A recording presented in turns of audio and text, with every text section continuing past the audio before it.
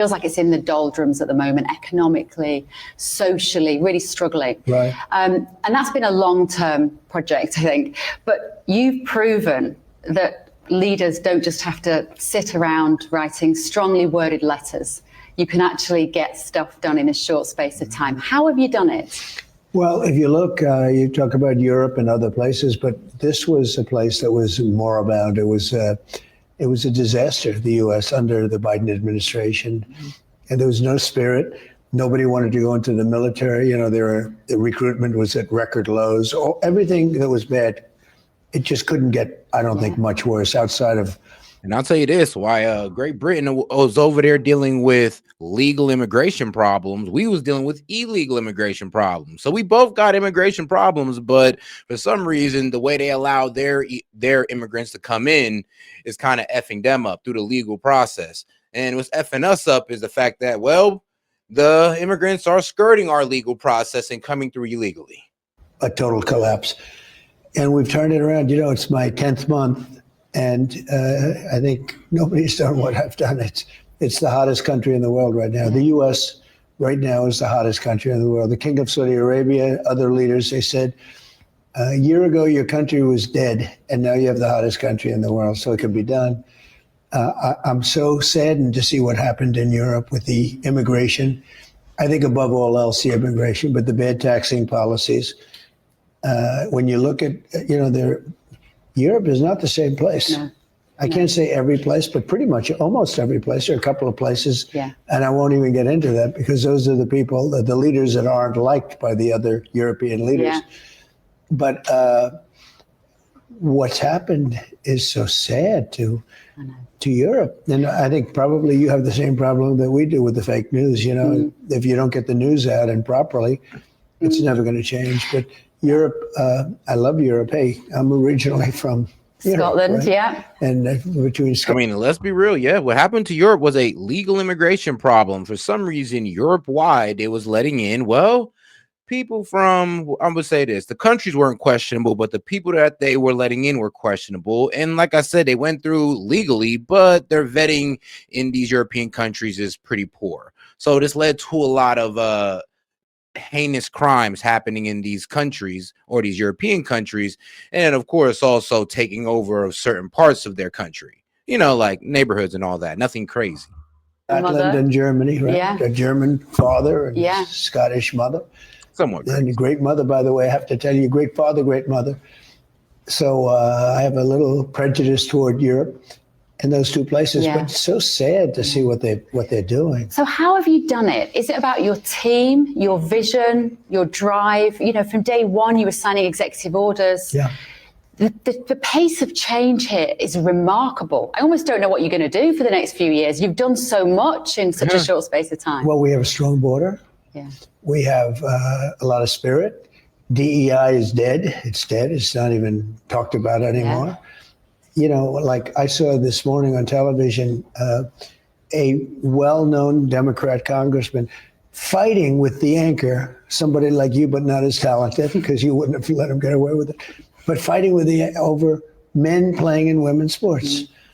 I said they haven't learned because we won in a landslide. We won everything. We won all 7 swing states. We won by millions of votes. Yeah, it's either they engage in the debate and lose, or they try to minimize it and be like, oh, why does it matter? Why do you care what trans people do? And they're only 1% of the population, you know, as if not just one of them walking into female spaces causes a problem. But hey, they just minimize them. They just minimize it or just lose in the debate. Either way they take, they still lose. We won in every way you could win in like record numbers. And I see this man fighting with an anchor about men playing in women's sports. Here we go again. About open borders. He wants open borders where people can come in from prisons. I mean, when you look at Europe, where they're coming from some of the worst places on earth, and you're destroying your country. And I've told some of the leaders of Europe, you've got to stop. Your immigration is going to destroy you. If you get people from the wrong people, in our case, we had people coming in from jails, from mental institutions, from the drug dealers, and some of the worst scum. and we're getting them out, and we've got a lot of them out. If you look at some of our cities that we've sent the military in to correct, Washington D.C. was very unsafe, and now it's the safest place in the country. It took me 2 months to make it good, less actually, but 2 months to make it really good. Now everyone's having dinners there. We have these beautiful, nice military guys all over the place, and they look good. To me, they look good because it means safety. But yeah, I mean, since Trump brought in the National Guard to DC, crime has went down. I mean, Memphis allowed the same thing for Trump to let in the National Guard. Well, for their governor and for the Memphis city mayor to let in the National Guard. And what happened? They cleaned up crime, not just in the highly populated city areas, but also outwards as well in the hood, in the neighborhood. So that's why I'm saying maybe the National Guard needs to come to Chicago. It's going to be a bit more of a difficult task, but I mean, hey, if you can go ahead and handle DC and Memphis, why not take on Chicago? We took out 1,700 career criminals and criminals from other countries that came in like they come into your country. And Europe has to do something about it. Well, we are doing something. Even Chicago, we have a bad governor and a bad mayor, and we're fighting with them all the time. But crime is down now 40%. And we've just done a little splurge, and crime is down 40%. In Memphis, we're in Memphis right now, Memphis, Tennessee, very, very dangerous, bad place. We've almost got it fixed, and this is after a month, less than a month. What it shows is it can be done. And Washington, D.C. is such a great example because people were afraid to walk outside, and now they're walking down with their children in the middle of the street. I'm a big fan of the National Guard here. Right. I'm pretty much on first name terms with the guys on the corner of my street, and they're so friendly, and you see them putting shopping in the car of old women, and it counters this idea that they're an aggressive presence on the street. They're not. I know they try to radicalize these guys, talk about a military state, and they're just there to police you, but no, they're there to lock up the bad guys, help the old ladies, and clean up around the city. I mean, what's wrong with that?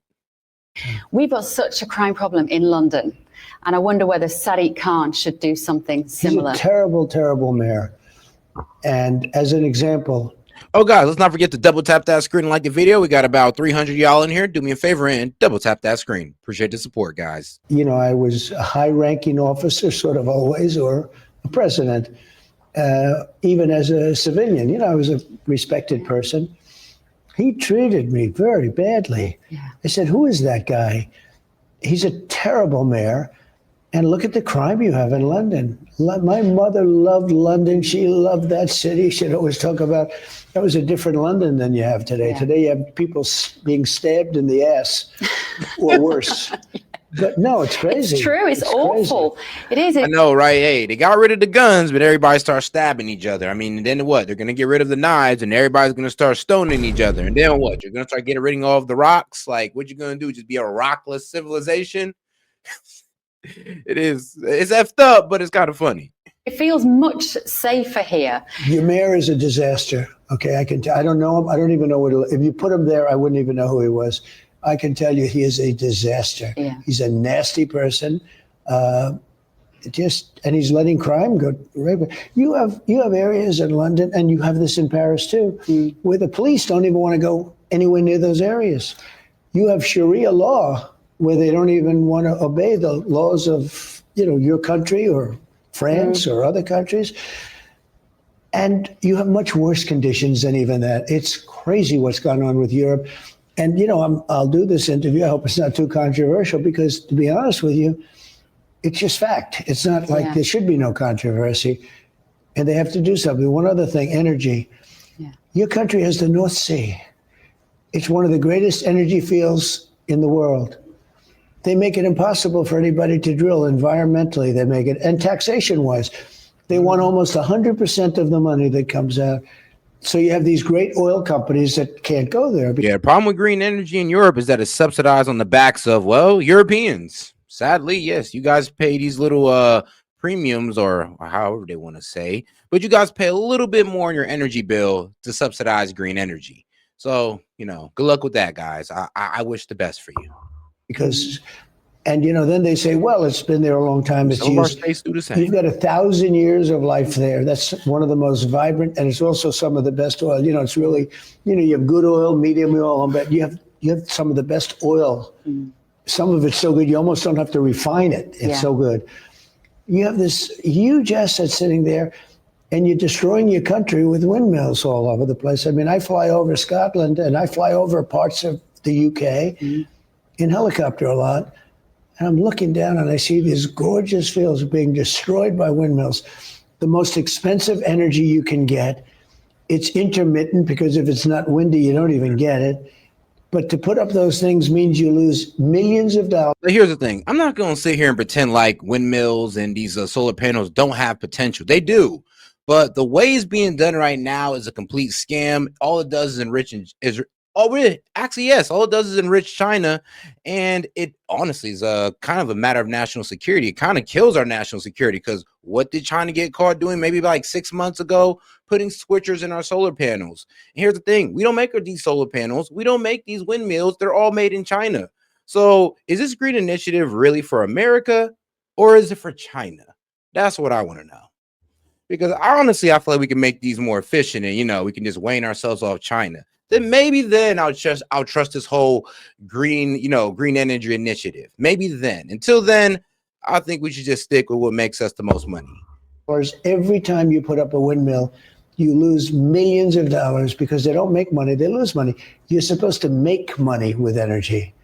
Boy, do you have an asset. Yeah. If they would open up the North Sea again, you could open it up in split seconds. Every oil company would want it. Look at Norway as an example. Norway is a very rich country. They have the North Sea too. They say you have the best part of it. Who knows? But Norway's immensely wealthy because of the North Sea, same North Sea as you have. Why don't they do something? Why don't they supply your country? Because they're going your green. Energy costs are among the highest in the world. It's crazy. It's got to be because... Yep, because they're going green. And like I said, this whole green energy initiative is subsidized on the back of the Europeans. And I mean, some of our states kind of do it too, but is like throughout Europe, it's kind of flawlessly done. And sometimes these people don't even know that they're subsidizing it. Well, if you're watching in Europe, you know now. There is this assumption that the climate is warming up because of man, and that we have to have more renewables. And renewables in principle sound like a great idea. Use the sea and the beautiful wind. Words, a disaster. And when they talk about the climate, the whole thing is a hoax. They used to say it was started by other countries to cause problems, and they used to call it global warming, but that didn't work because it started getting colder. They even called it many years ago global cooling, but those things don't work. So now they call it climate change, because with climate change, you can't lose. The whole thing is a hoax. And your country, among others, but your country is one of the worst. You talk about UK. It's one of the worst in the world. They believe this nonsense, this fiction. As an example, China, very smart. They sell. Oh boy, China definitely don't believe in climate change, but they'll sell it to everybody else. That's the funniest part about China. Like, you think China gives a F about their environment? No, or they wouldn't be the top producers of rare earth minerals. They would actually spread it out amongst other countries because it's so taxing on the environment. Like, bro, you think when they make these solar panels and windmills for us, you think they do it in the most climate friendly way, the most environmentally friendly way? Of course they don't. So it's like they sell it to us to sell us their products. But like I said, is this really for America? Is this really like to help Europeans and Americans, or just about enriching China? Because it's starting to seem like this whole climate change initiative is about helping China. Oh, the windmills, almost all of them. Used to be Germany and China. Now it's mostly China. And yet, if you go around China, you see almost no wind farms. So they make the windmills and they sell it to the suckers, the stupid people.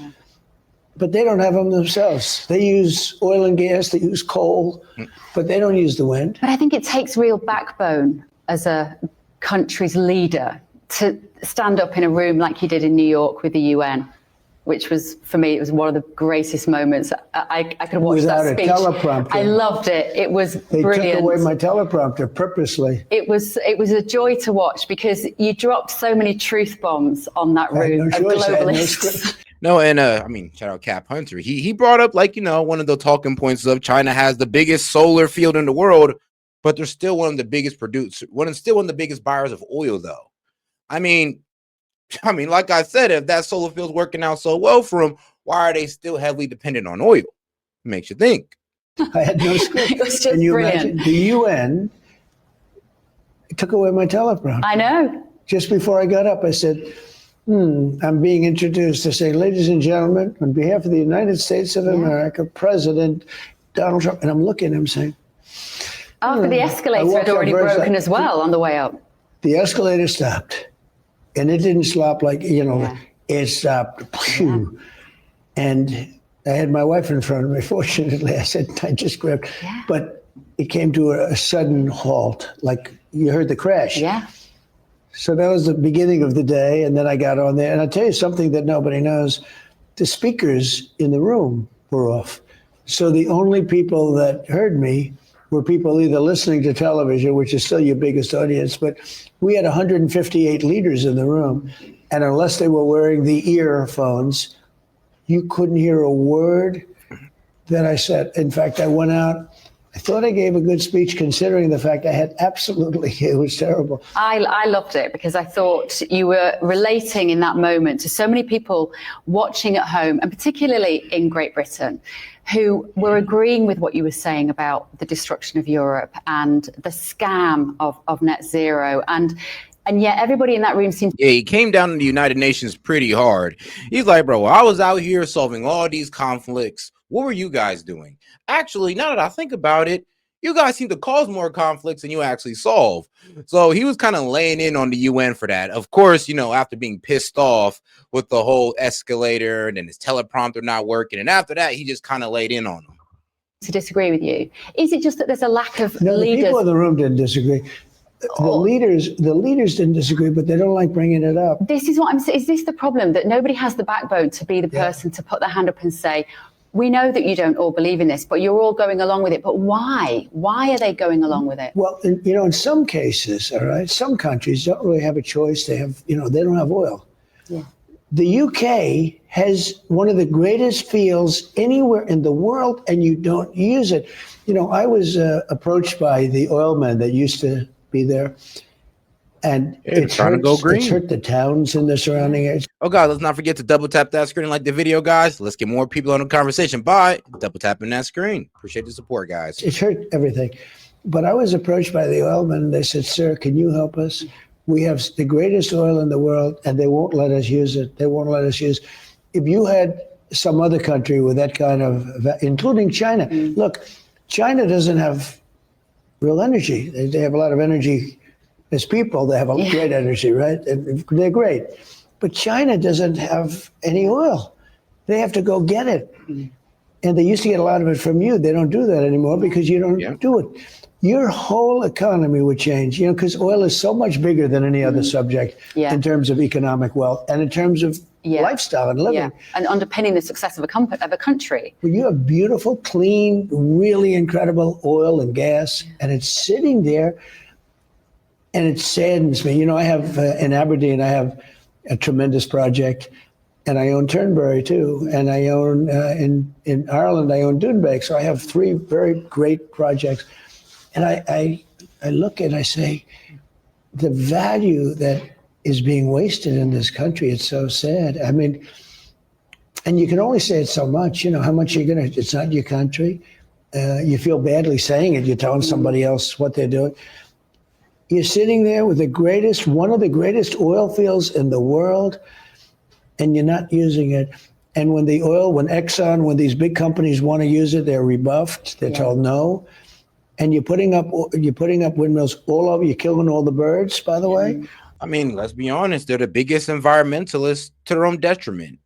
It is what it is. I mean, like I said, they're doing this for the environment. They don't want to do what was it? Deep sea drilling. They don't want to do that. They don't want to tap into their oil potential because they want to go green, Trump. Leave it up to them. If that's what they want to do and crash out over that, it is what it is. Now, let's be honest. If they were to go that route, it would help with oil prices globally. They're ugly as hell. They make noise. They're very unsafe, and they produce every time that thing goes around, it loses money. You can't recycle them. It's landfill. at the end of Remember the day. this, after 10 years, you have to take them down and put new ones up because they only have a certain life. Awful. It's hard to believe. Now, unfortunately, even though there are so many topics we could talk about, we have to tackle the issue of the BBC and this defamation case. Can I just ask you, how did you feel when you were first shown the footage or told about this edit, which the BBC say is unintentional to depict you in that way? But how do you feel about unintentional is crazy because it's like it was obviously cut up to make it look like Trump said, go out there and fight, when he actually said, go out there and peacefully and patriotically make your voices heard, all that good stuff. So no, it doesn't look like that was done accidentally. Actually, it was done purposefully to paint Trump as an insurrectionist all through Europe. out here? Do they say it's unintentional? Well, then they're stupid to say that. You know, they wrote me a letter of apology, as you know. How was but it? Then it's fine. But what is it? Yeah. It's fine. They wrote me a nice letter. We apologize. But when you say it's unintentional, I guess if it's unintentional, you don't apologize, right? You know, I made a beautiful statement and they made it into a not beautiful statement. And now I hear just before Hey, shout out to Redacted Reality for sending in the gifts. Appreciate the support, my man. this interview, I was told, somebody said, so you're not going to believe what BBC did it again. They found another place, I think at a totally different. On Newsnight. Yeah, totally different place. That they did it again. It's not even believable. You know, I just settled with 60 Minutes in I guess it's based in New York, CBS, because they had Kamala the night or 2 nights before the election. Her answer was so bad, it was election interfering. Okay, that's how bad it was. And they took her answer out and they gave her a totally different answer using her. At least they used her. Yeah. But they took it from 20 minutes or something later in the interview. In other words, they took some other answer to a totally different question. It was still a lousy answer, but it wasn't election threatening, right? Yeah. And we just settled that case. But that's not as bad as. I mean, Kamala's finally getting exposed for the word salad artist that she is. She doesn't really answer no questions. She completely pivots to just bashing Donald Trump. No matter what question you ask her, she'll make it about Trump somehow, some way. I mean, just master pivot, just masterly pivoting your question to bashing Trump. I mean, she got really good at it, to be quite honest with you. Like, not good at answering questions, but good at bashing Trump. BBC did. BBC actually, I mean, as bad as that was, they took her and her answer was terrible. It was long, horrible, stupid, so stupid. If anybody listening to it would have voted for Trump. Most of them did anyway, fortunately. But what happened is they threw it out. Just threw it out, and they took another one. They asked a question, they put a totally different answer, and through a series of weird events, just like the BBC was how we found out about it. One of their competitors reported it, how they found out about it. You got to give them credit. But in the 60 Minute thing, we found out because they advertised it in a commercial, and they used a little bit of that first answer, and then we found out. She's, well, but that wasn't on the show. It was a totally different answer. We found out through talent and luck. But BBC, what they did is worse. And if it wasn't for the Daily Telegraph in the UK shining a light on this story, and then other channels, you got to hand it to them. running with it. And was that the Daily Telegraph? It was the Daily Telegraph that initially did. I assume they're enemies. The expose. They are now. Of the BBC? Yes. Well, I think they're part of the establishment media in the UK, and they've been there for many years. They're very they were incensed by it. Daily Telegraph. They were angry, I think, on your behalf of that depiction. How easy was that decision to pursue legal action? You could have maybe picked up the phone to Prime Minister Starmer and just said, can you have a word with someone at the BBC? Or were you quite resolute that this is something? I don't even know if the BBC is owned by, what percentage is owned, or if any is owned by your government. I don't know. It's funded predominantly by the British taxpayer. So we have to pay it. Well, the British taxpayer has a big problem with it because it's strange. And for somebody that's been a big story over in your talk about picking winners and losers. Country. A very big story. It's a big story over here. It's the biggest story. But we were doing that for what was it? PBS and NPR. I mean, that was taxpayer funded. Over here. Yeah, the Director General has resigned. The head of news has resigned over this. You've had the letter from the chair of the BBC apologising. But how far are you prepared to push it? Because you've invented the phrase fake news. You invented that more than 10 years ago, probably now. Fake news. Fake news. So did this feel like a smoking gun when for years you've been frustrated with the depiction of you that isn't accurate? I think I've proven fake news because they used to have high approval ratings than me. Oh, and shout out her other Dan for the 250 jewels. She sent a laughing disco. Appreciate the support. Her other Dan. Media. Now they have the lowest. I think they're lower than Congress, which is pretty good. So now fake news was a great term, except it's not strong enough. You know, I'd like it to be stronger. You know, the word fake is one thing, but this is beyond fake. This is corrupt, what they did.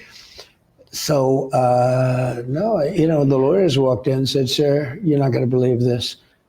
And they showed, I didn't hear about it. My lawyers walked in and they just said, you know, the White House lawyers, they're government lawyers, actually. And they walked in and they said, sir, you're not going to believe this.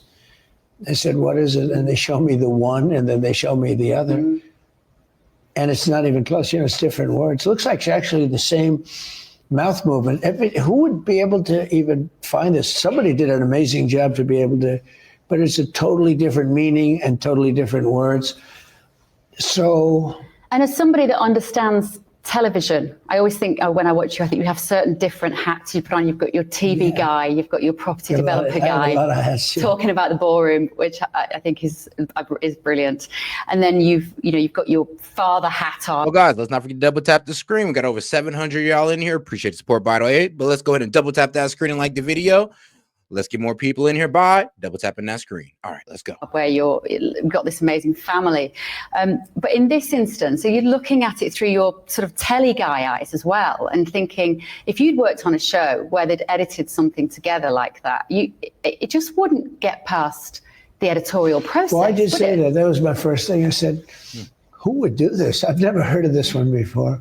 You know, you worry about AI because things like this can happen, you know, with their different geniuses. I mean, you know, you can do things. I've seen things that are incredible, but you can't imagine. I've seen some incredible things too, like very incredible things. Like, well, let's see, AI ICE police arrests that are used to pretty much stoke, what was it, social outrage about ICE, pretty much making it seem like ICE is just separating families and tearing children out of a mother's arms, and they're not, but it is AI generated. It does make, you know, ICE look pretty bad.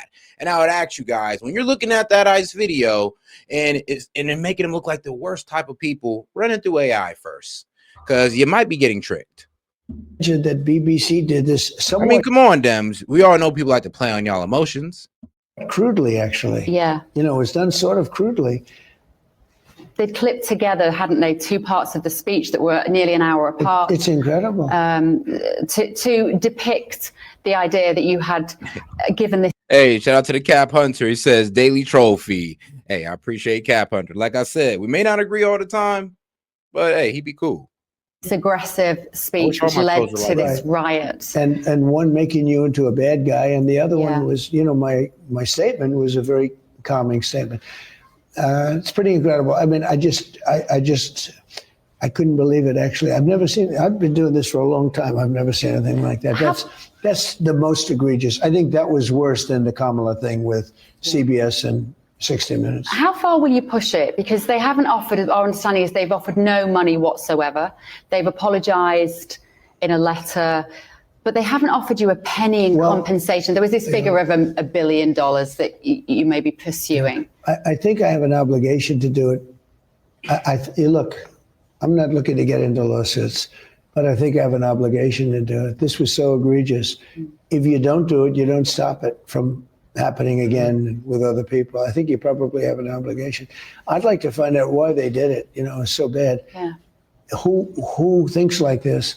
And I wonder if they've done it. We'll find this out. You know, the nice part about litigation is we'll find out how many times have they done it to other people. Maybe they did it to me quite a bit. You know, because I've gotten a lot of publicity over there before. You know, I was getting in Aberdeen, which is such a great place.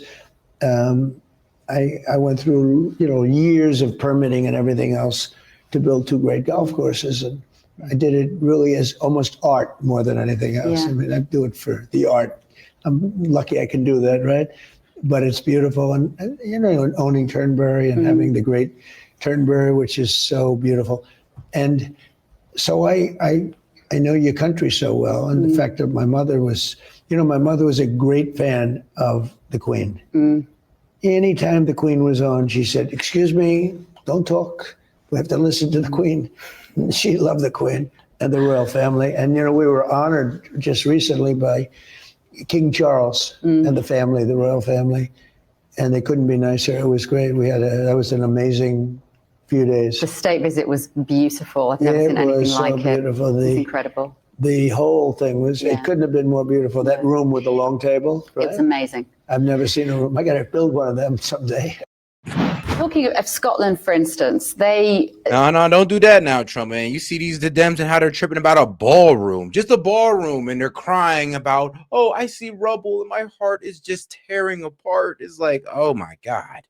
So trust me, I mean, you can't really build anything else, Trump, because you're going to cause these guys to have a fallout moment again over a ballroom.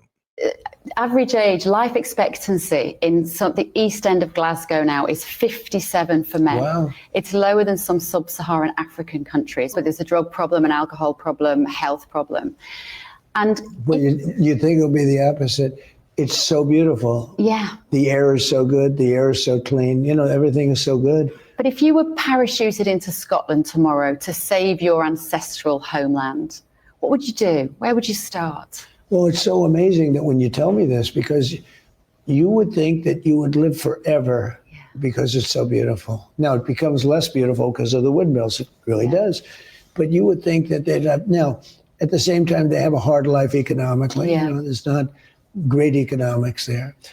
Sean Connery was sort of a friend of mine, and he was a great guy. And I used to sometimes call him the king because he was ill. But I spent years getting zoning in Aberdeen in particular. Turnberry was different because it was built and we've made it incredible, more incredible than it even was. And it's unique. But with Aberdeen, you were starting right from the beginning. And Sean Connery, of all people, though, is hilarious. Like Sean Connery, I mean, the guy that was pretty much saying, he'll slap a girl that, talk back too much. I don't know, Trump. I might not have been the best friend to call out there, but hey, I mean, you've had worse friends, obviously. Obviously, he's had way worse friends. I was having a hard time getting the zoning, and it wasn't like my real business. It was a piece of art, the most beautiful dunes, I think, in the world. And I was into it for maybe 3 or 4 years. And Sean Connery, he said, for the broke trolls in the chat, let's have a talk let's have a talk for the douchebags whose moms give blowjabs for 2 pesos. You don't want this smoke? Tired of winning yet? I mean, shoot. Well, I ain't tired of winning. Damn. All right. Have a toad for the douchebag whose moms give blowjobs for 2 pesos.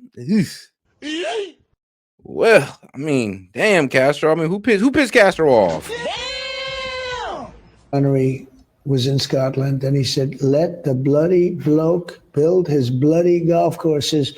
He's an American. He wants to invest money in Scotland, he said. In Scotland, let him build his bloody golf courses. Do you know that after he did that, I got my approvals in like 2 minutes. And you've just won a record for having the best golf course in the world, I believe. It just was rated one of the best golf courses in the world. But think of Sean Connery, no longer with us. Yeah.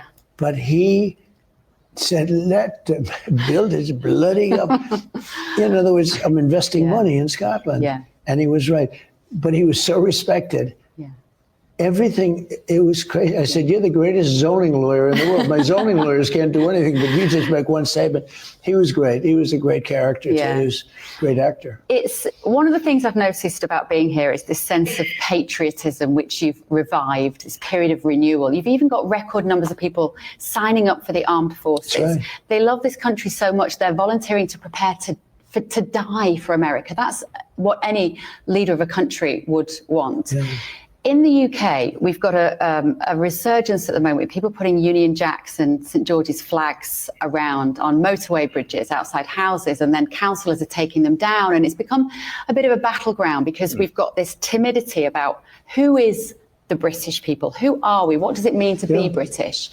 And so how would you define American patriotism, and what can we learn? Well, the thing I'm most proud of is that 2 years ago, we couldn't get people to join the military, Army, Navy, Air Force, Marines. Coast Guard. I mean, you gotta actually like make people believe that your country's going in the right direction, and that's gonna have people be more patriotic. And here's the problem: well, the government of UK has put immigrants over their people. They put gays over their people. I mean, they put the entire woke ideology over their own people. And let's be real, that kind of disheartens them. And now they don't even really want to try for their own country. They really don't even care about their own country no more because, well, does their country care about them? I mean, most likely not. Look how they treat them. Space Force, that was mine. We started the Space Force, so I have a pride in it. But you couldn't get anybody to join. Even the police, you couldn't get them to go into the police. You couldn't get them into the fire departments. We have a lot of people, right? And 350. Of course, we never know because they allowed so many in. You know, it's so horrible, but I stopped it. You know, we have the strongest borders anywhere in the world right now. And we had the weakest borders in the world a year ago. So I think that one of the things I'm most proud about today, to get into the military is hard. It's like getting into the best college because everybody wants to be in the military. That took place 1 year. Think of it. 1 year ago, you couldn't get them. And now it's like resurgent. Maybe we'll open up our military even and let more people in. But today it's considered a prestigious job, a wonderful job. Everybody wants to be. You heard the story. We had the best recruitment numbers in the history of our country. And a year ago, we had the worst. So it can take place fast. But they're proud of the country. I mean, I talk about the country. We have the strongest military in the world. We make the best military equipment. And by the way, we sell a lot to you. And we have a great relationship with your country. But I want your country to do really well. I want your country to do better. I know. There is a sense that we are struggling with our identity, who we are. Are we the kind of country that looks to the government to give people a handout if they haven't got a job? Are we encouraging people to go back to work? Your energy costs are among the highest in the world. And yet you're sitting there with the greatest energy field in the world, one of them, one of the top 3 or 4. And you should have the lowest energy, not the highest energy. How have you done that on the border? Because we watch in the UK, repeatedly illegal migration comes up at the top of people's concerns in Great Britain. And it's not that we're not a generous country, and we've always taken refugees. I know you feel badly about it, but you have no choice. You have a country to run. I mean, you can't be too generous. Like, I get that, they're coming from a bad situation and all that good stuff. Yeah. Well, help them out in their country and just don't let them into ours. We're never going to help these guys. Honestly, let's be real. Immigration is just flawed altogether. Bringing these people in because they come from a developing country or a country that's going through like war times is not it. Let's help them out where they're at. So there's no need for mass migration or migration whatsoever. They'll feel oh so comfortable just staying in their country. And that's what we want for them. So guess what? They stay there and they don't come here. And it's not like we don't want them here. You can come for vacation and all that good stuff. But come here because you're escaping the harsh reality of your country. Yeah, I don't think that's going to help. I don't think letting them in is going to help that. Like, let's be honest. And let's talk about the UK.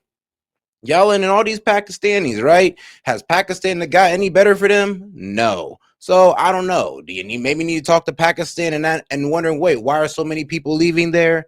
So, they stop leaving there, stop rushing into these European countries, African countries as well. That's also doing the same. So I ain't gonna leave them out.